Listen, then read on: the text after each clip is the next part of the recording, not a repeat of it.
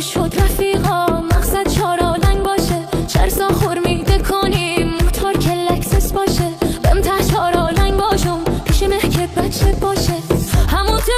بروف سیگاریتی آزر باشه، سیگارو چر سوسایتی بچه بهم فضا باشه، به هر دو نایفنی و دوتا تو فنچه باشه، از چارالنگ تا هیرات همراه بچه باشه، هر دردی دوا باشه نظری خدا باشه، زیر پای بچه مقبول موتور اوندا باشه، همراش به هرات باشم بهم دم مالایت باشه، مر خوشم میایه بچه کاک خوشگل باشه، به مردم ما بیگانه به ما آشنا باشه، وقتی پیشش میرم میگم بهم فضا باشه، مه که سویش میبینم مثلی شیر پره باشه، دوا کنید رفیقا میگو وفادار باشه،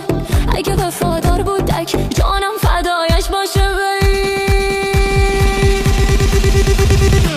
موهای و هم رو گوشی بهم چیشم از سرمه باشه، لمبوزک ها شبزالو لعباش خورمالو باشه، ایخانی و شبازی پیرن تلیزدار باشه، دم پاچای و هم بیستا آستینای و ساده باشه، بهم دورگردنی و شال بدماشی باشه، بهم دورگردنی و شال قندری باشه، به او پاها سفیدش کوشای تایلندی باشه، همراش میرم داخل شهر قلقل مردم باشه، بهم زیر پای و فورتینر از ترسیش کس نباشه، نه پروای جان خود نه پروای مه باشه، به هر دو نایفنی ها دوتا تو فنچه باشه، همراش میرم چارالنگ موتور که لکسس باشه، به داخل موتور میچسبه سیگاری ها سر باشه، همراهش میرم پول پشت و موتور فورتینر باشه، آهنگارا گوش کنیم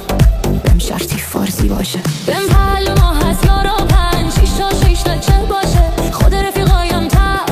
رفیقای نامی باشه، 40 و 40 و قلیون همراه بچه باشه، کرولا اگر نبود موتر سرا چه باشه.